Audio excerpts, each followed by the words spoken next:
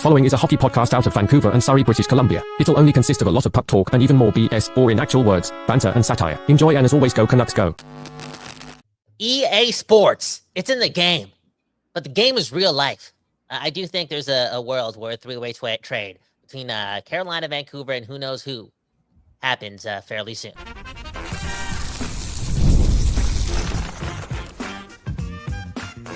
You're Locked On Canucks, your daily podcast on the Vancouver Canucks, part of the Locked On Podcast Network, your team every day.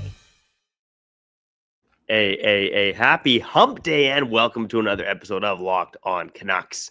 My name is Trevor Beggs, co-host of Locked On Canucks and also a Canucks writer currently with Daily Hive Vancouver, currently writing about trading Brock Boeser away, but that's not what we're talking about today.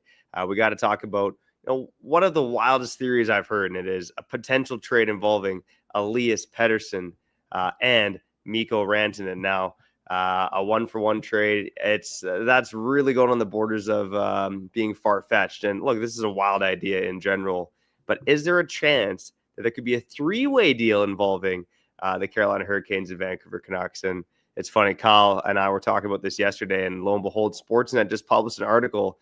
Man, they're in our heads, man. Unbelievable. They just published an article to talk about how the Canucks could acquire Matt Rantanen in a three-way trade. So let's get into it. But first and foremost, let me introduce my co-host, Kyle. It's hump day, man. You getting your hump on tonight or what? It depends. If the Canucks win, I don't make love when the Canucks lose. Again, I don't spread toxic energy, right? It's 2025. I'm not trying to give my girl loser energy, okay?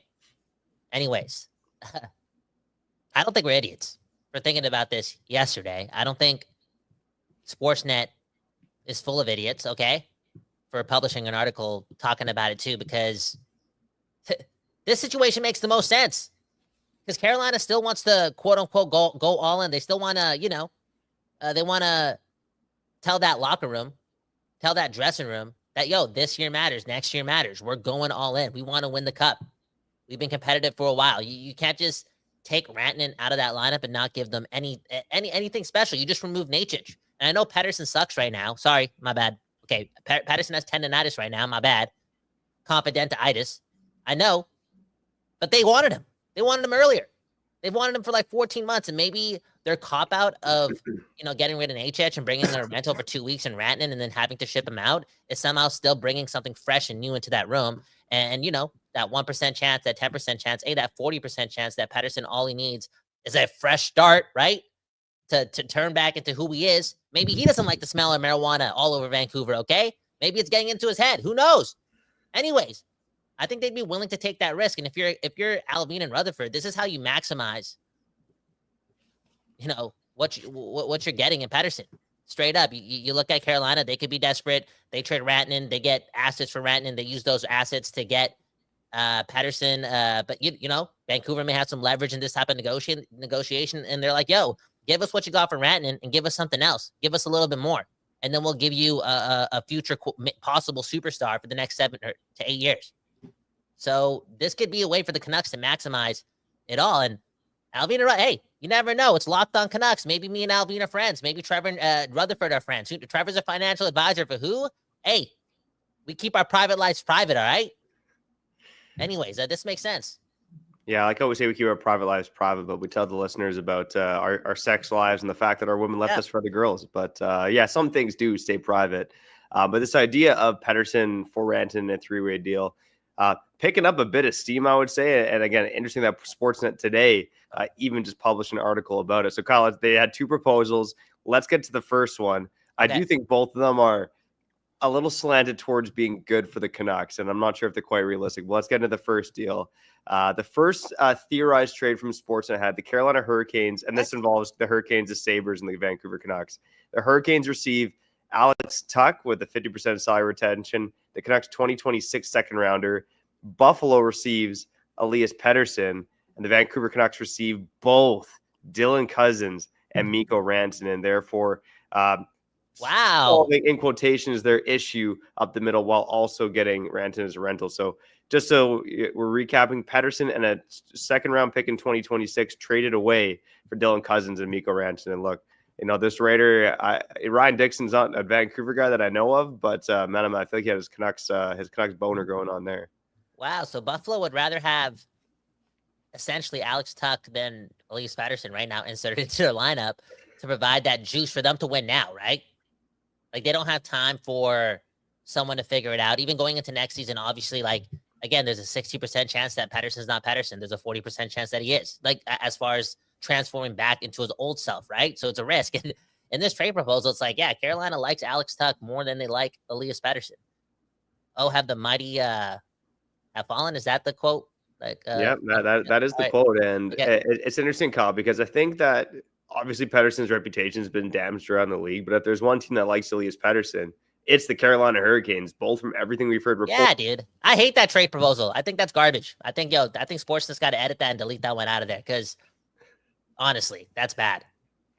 Yeah, it really does stem from the fact that, like, if Rantanen isn't re-signing at all, what kind of value can you get from him on the trade market? And yeah, I really do think that if you get Alex Tuch in a second-round pick for Mikko Rantanen, that doesn't really move the needle for Carolina. I'm not really sure why Buffalo would want to give up on Cousins and Tuch for Elias Pettersson, who last I checked has less points than both those guys this season, or he's at least in the realm.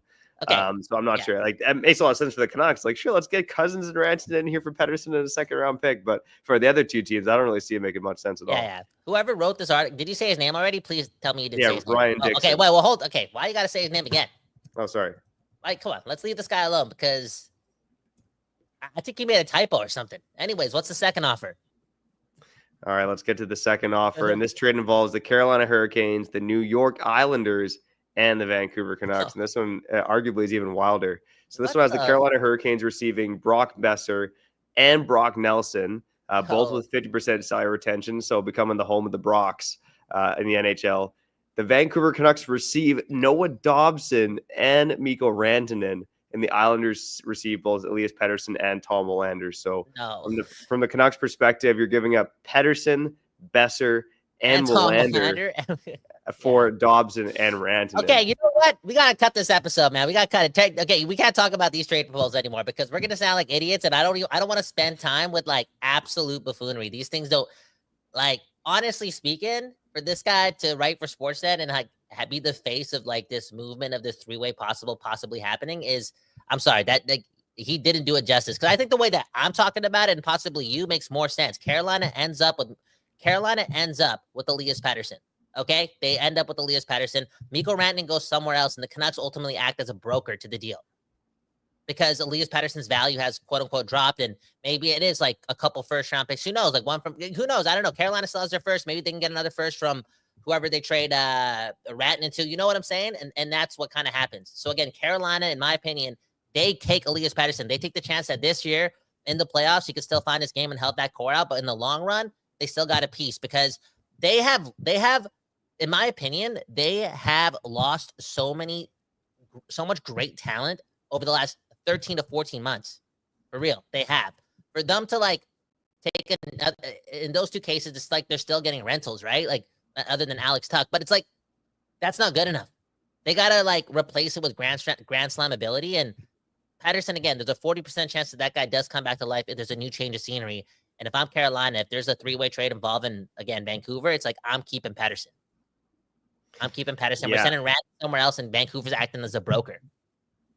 Yeah, and again, that's why I found those trades interesting. You're right. They are bordering on fantasy. But again, the Carolina Hurricanes have been one of the biggest fans of Elias Pettersson. Like, if there is a team that's going to believe in the bounce back, you think it may be the Carolina Hurricanes. And yeah, you got my gears turning too, Kyle, about because I want to give the fans something here. Like, who could be that third team who could acquire Mikko Rantanen while the Canucks act as a broker in the deal? And one of the teams that comes to my mind, and the only reason I don't see this happening is because they're both in the Eastern Conference, but maybe the Florida Panthers, right? Like, the Florida Panthers are going to be one of those teams that you hear about more in trade conversations right now with Matthew Tkachuk expected to be out long term. They have the cap dollars to do it. And, Mikko Rantanen, the Carolina Hurricanes can retain on some of his salary as well. So I think the fact of the matter is, like, a Pettersson for Rantanen trade, I found it an interesting proposition because the market's so down on Elias Pettersson that it's like man, oh man, like, do we just trade this guy for Mikko Rantanen, take the risk? Rantanen's had back-to-back 100-point seasons. You know what? He has played some center in his career as well, but that just seems like, as aggressive as Patrick Allvin and Jim Rutherford are, that is a massive, massive risk to trade a guy in Pettersson who is at a low right now. You'd be trading him at his pretty much his low. You might not bounce back to being a 100-point guy, but you know, if Rantanen walks, then you're left with absolutely nothing. Like, there's just too much risk in that deal. Rantanen will walk. The Vancouver Canucks. Rantanen will walk. He'll walk. Like, there's no way the Canucks are acquiring a rental player in hopes that they can sign him. He seems like a competitor, you know. And I know Quinn Hughes is here, and like they could help the team like squeak by the Utah Jazz and the Calgary Flames or whatever, right? But it's like, he knows, man. Like, this is a mess. Like, year in and year out, the Canucks over the last decade have been just like this.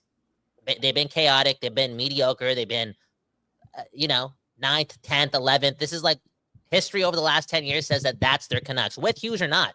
So Rantanen wouldn't stay here. Doesn't matter how nice Vancouver is. The guy still, like, he seems to have that competitive juice to him. That's why he's such a player with high value. You want to bring this guy into the room because he's going to help you win big games. So again, the Vancouver, they wouldn't even be in the market to like keep Rantanen. They're only in this like game, in my opinion, if they're trying to not necessarily writing off the season. I see a lot of the comments like, yo, if they trade Pettersson, they're writing off the season. Like, what about Hughes? Pettersson's been Pius Suter all season. Like, they're not writing off the season as far as making the playoffs and like gaining that experience, and Hughes and whatever. Like, I don't know. Like, all in all, the only reason they're doing this is because maybe getting 2 first-round picks and a prospect and all that stuff like is the juice they need to like, feel a stomach a Pettersson trade, or use those assets again to get somebody else.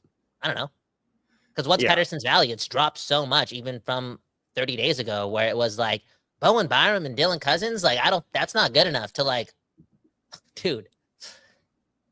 GMs are now saying they wouldn't touch Pettersson with a 40-foot pole, right? That's a Canadian saying too, right?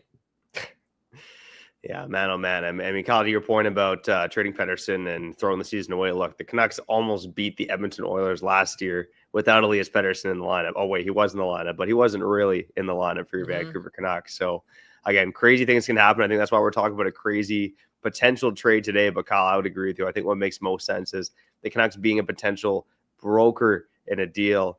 And again, this is a management team that's aggressive, but they're also creative as well. So hit us up in the comments and let us know what your potential Pettersson Rantanen trade looks like. Okay, get a little 420 friendly if you need to. Give us those trade proposals. And on the other side, we're going to touch on the game ahead tonight against the LA Kings. Rick Tocchet has completely shuffled the lines. Quinn Hughes supposed to be back. Let's talk about the road ahead. We'll get to some of your comments to wrap up the show here. All Locked On Canucks.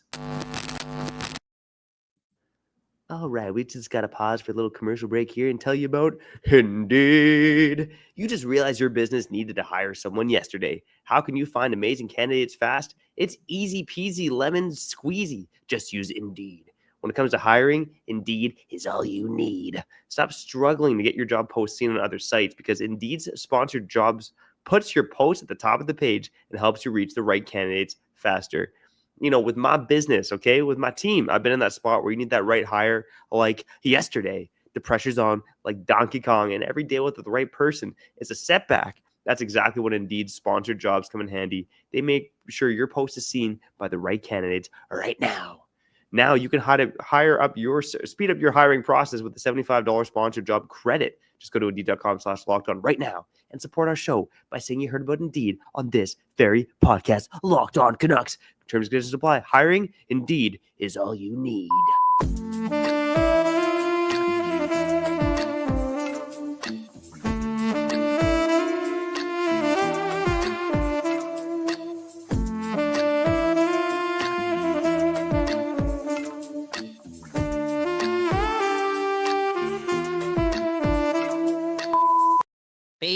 People, we back doing this, and that's talking about your Vancouver Canucks and video game-like trades and tendinitis and Elias Pettersson and this game coming up against the Los Angeles Kings that Trevor's about to tee up. Hey, this is the game of the year. It's a must-win game. In a couple minutes, again, Trevor will tee it up. But first, let's get to a couple comments. Chuck saying Kyle is drinking the haterade again. What? Okay.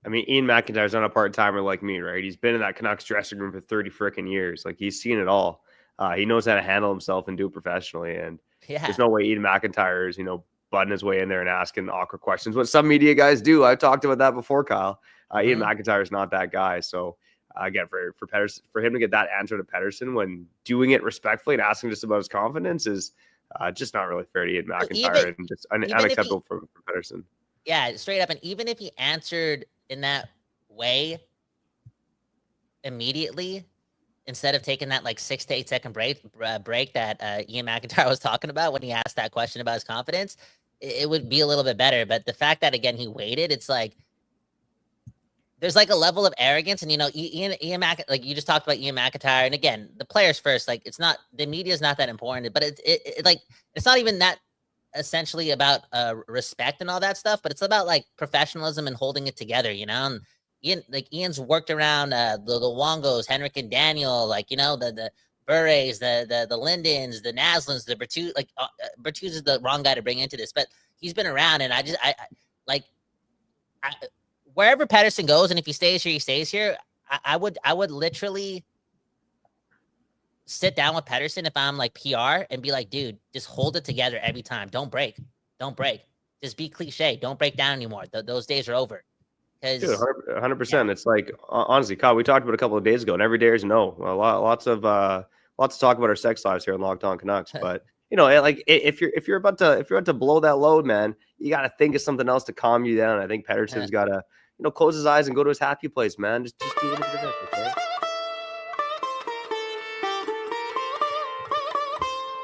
Anyways, okay, how did we do that? Okay, I'm sorry. That's what happens when we read the negative comments. We turn into assholes too. Okay, so I'm predicting a 4-1 win for the Vancouver Canucks tonight, okay? Elias Pettersson, 2 goals, 3 assists, and a 4-1 win. Do the math, okay? He's all over the place. We get the win because, Trevor, we need the points. I want to make the playoffs. Dude, we just need the points, man. And again, now we're behind Calgary. They got a game in hand, too. LA's looking really, really good. Hey, Calgary, they beat Washington yesterday. It's like, let's have a statement night tonight. And, like, no, let's not squeak by with 18 shots on goal and 3-2, 2-1. Dude, like what LA did to Vegas, and they had a statement third period. Like, let's do that to LA, please.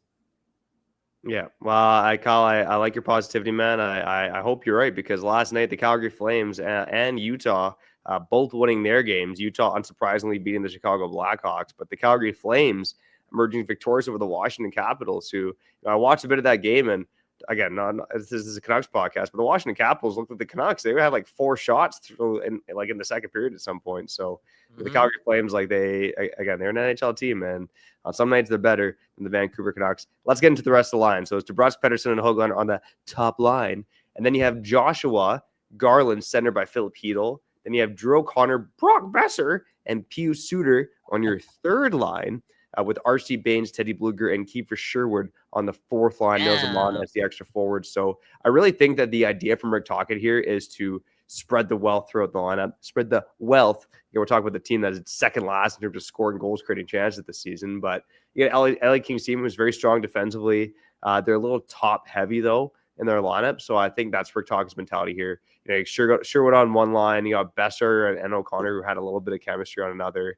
This is a very flawed Canucks lineup, but tell me I'm wrong. I think that's the mentality here from Rick Tocchet.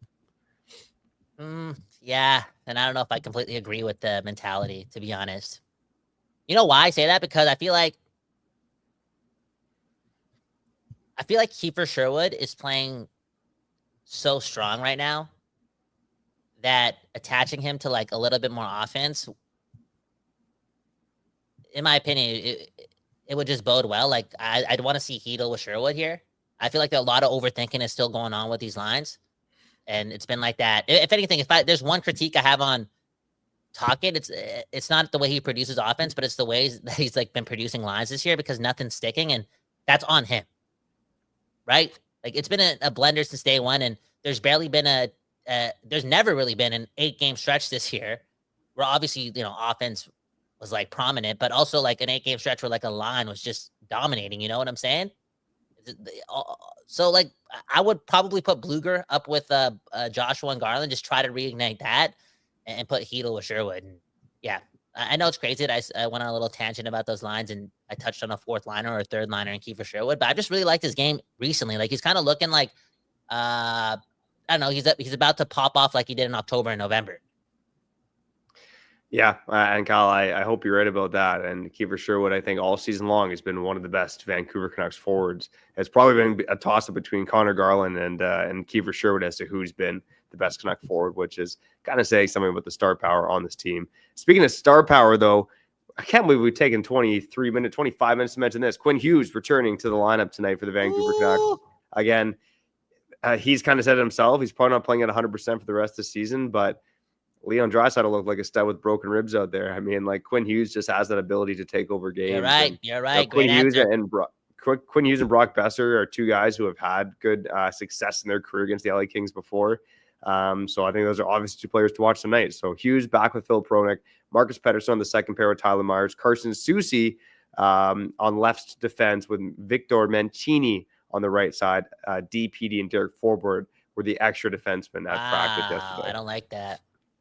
You know when I say it, I'm saying like the overthinking, just the overthinking sometimes, man.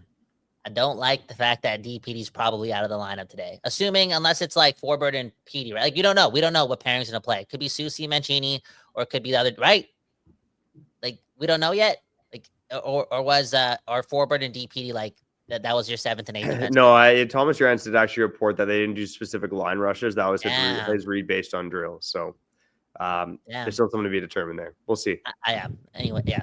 Okay. Can we get positive? Okay. Can we get positive and talk about Quinn Hughes' return on the other side and just gloat about that going into the game?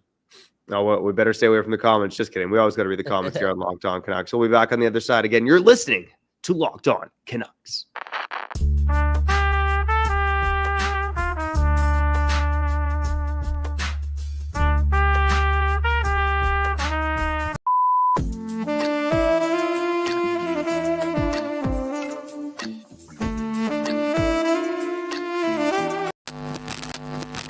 Okay, we back doing this, and that's talking about the game tonight and Trevor Beggs' fatherhood abilities, man. How's life, man? How's being a dad? Springtime is near. That's always a fun time to be a dad. I would know. I mean, I could assume. Yeah. Well, what are you excited for, man? I'm excited that we have 69 live viewers right now on YouTube. Nice. Life's good right now, man. No, what I really want to do this weekend is take my daughter ice skating. So I bought her skates last year. There's a media skate at Rogers Arena. So I took my family down. I'm like, oh, my daughter, her first skate's going to be on Rogers Arena. This is going to be magical. And she was all like jacked up on Mountain Dew to do it. But she refused to put on her skates. So she did end up coming on the ice just in her boots. But I'm pretty determined. This is the weekend, Kyle, that I get my daughter to skate on the ice for the first time, man. And who knows? Wow. Man, maybe she'll replace Elias Pettersson in the next 3 to 4 years here. Holy. Wouldn't be surprised, man. Yeah, you're living the Canadian dream this weekend. I'm really, really happy for you, okay? Speaking of the Canadian dream, American defenseman Quinn Hughes returns to the lineup tonight.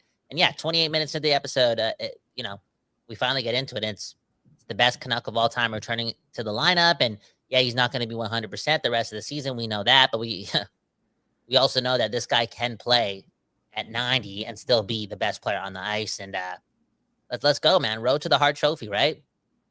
Road to the Hart Trophy. Yeah, I mean, if Quinn Hughes can catapult this team into the playoffs, like I think he's at least a Hart candidate. Like this is similar to the 2022-23 season for me, where the Florida Panthers snuck in as a wildcard team with Matthew Tkachuk having like 105 points. And God, we said that same season where it seems like forever ago that Pettersson was the team MVP in 2022-23 when he had 102 points. We said that if the Canucks made it to the playoffs, he would have been MVP just based on how bad they've been at the beginning and based on how good he was for the Canucks that season.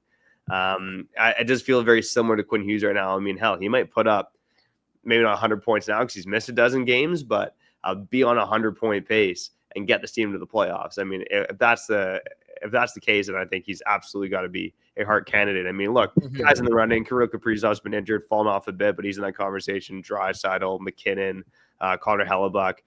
To me, Quinn Hughes is firmly in that conversation, and usually guys do get a bump if they are the most valuable player to their team, and that team just squeaks into the playoffs based on their prowess. So I'm pretty confident that if the Canucks make the playoffs and Quinn Hughes stays healthy and can help them on that run, that he's going to be a Hart candidate. Yeah, man. And I have nothing else to add to that little spiel that you had about, again, him being so incredible and the math being the math and the story being the story and him being the main character and him, again, willing this team into the playoffs. But at the same time, I want to focus on the one game at a time approach and, have a keen eye on how this defense looks now. Fully complete. Instead of just like being quote unquote mesmerized by every single Elias Pettersson shift because you're just so focused on it. I want to see how the back end looks. Okay. As a man, I want to see how the back end looks for the Vancouver Canucks. And essentially, I know Forward and Mancini might play. It might be Susie and DPD, which I kind of want to see. This could be good. Like, this could be the start of something, okay? I know we just coming off 2 straight regulation losses, I'm sorry, and, we haven't shot the puck a lot, and the offense looks like ass, and at some points our defense looked like missing Quinn Hughes, right? But it could be complete here, and this could be exciting. It could be exciting, man. It could be exciting. Kyle, do you think the game time's gonna be exciting? You got pretty much 2 of the most defensive teams in the NHL going at it. I mean, you're predicting a 5-1 win. Again, where's FanDuel at? I'd be betting the under on this game for sure. But low-key storyline for me tonight. I mentioned Brock Besser. Obviously, he's going to be brought up in trade conversations until he's re-signed or until the deadline.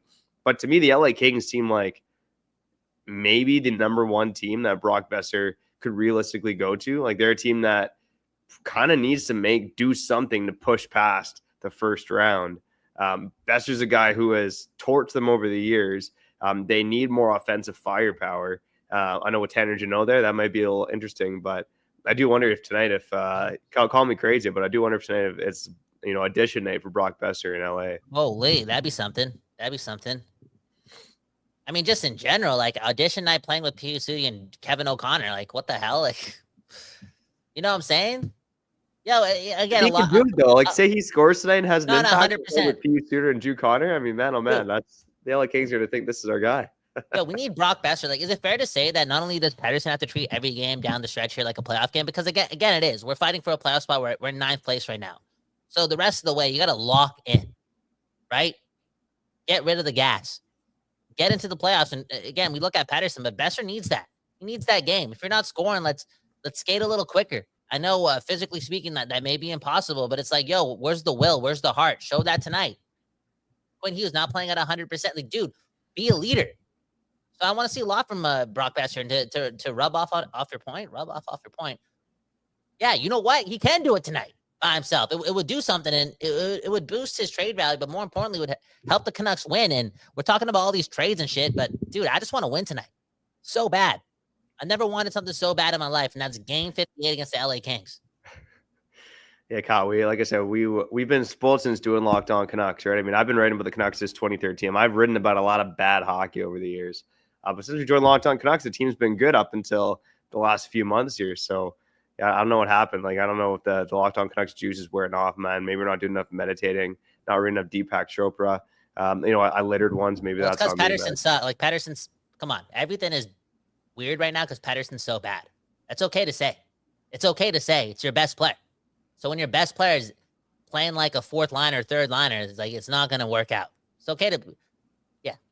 There's no bad voodoo. We're not doing anything wrong here. Maybe we're spreading some negativity here and there about just complaining all. But come on, we're all men here.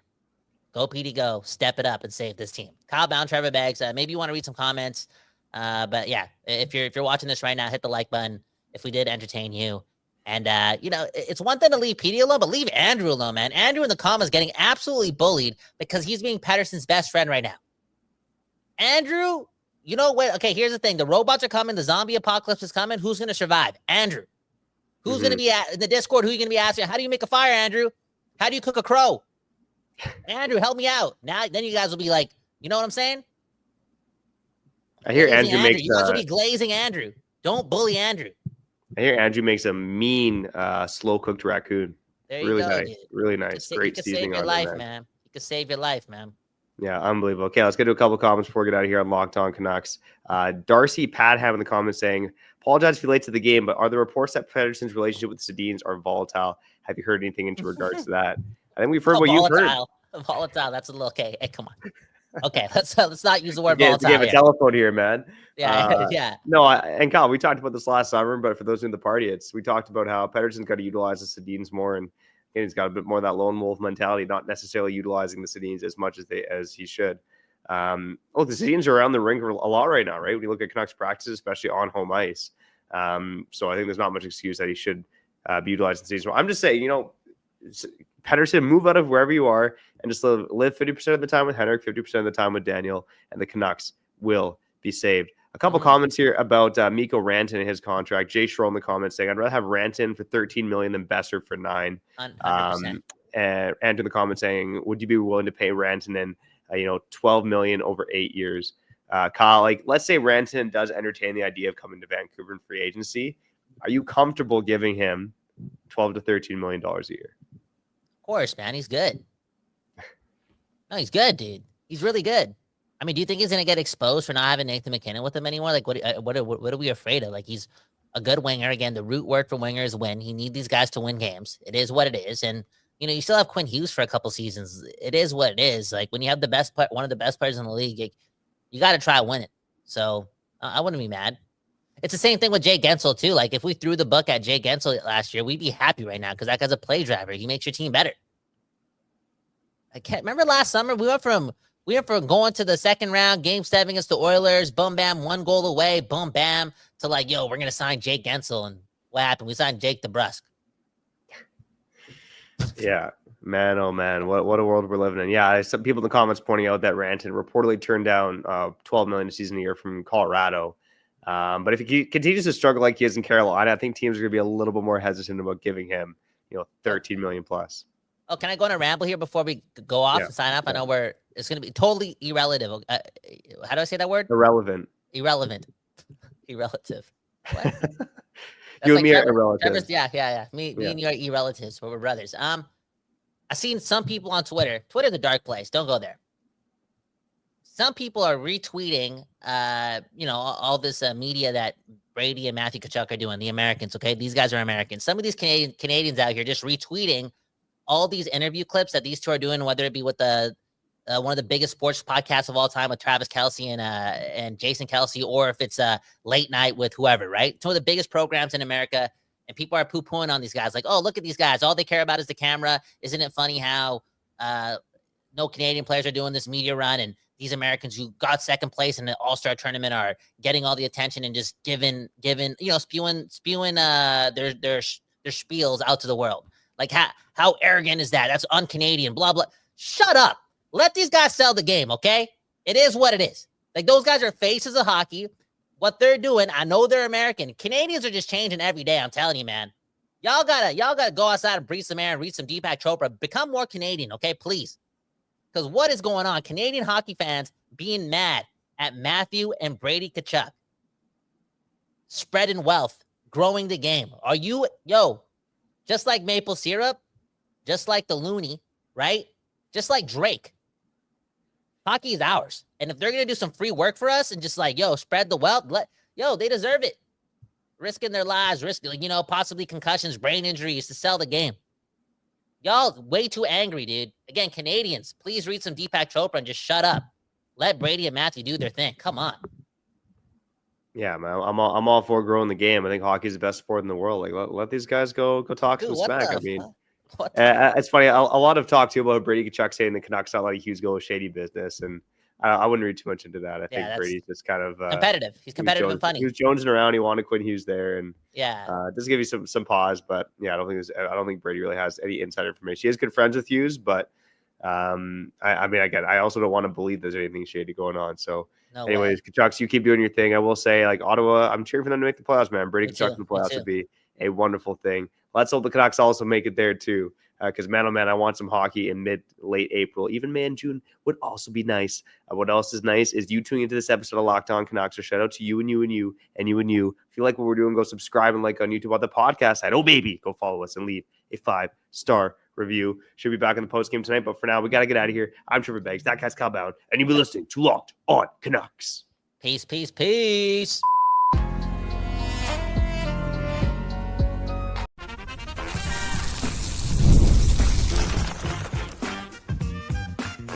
Your Locked On Canucks, your daily podcast on the Vancouver Canucks. Part of the Locked On Podcast Network, your team every day.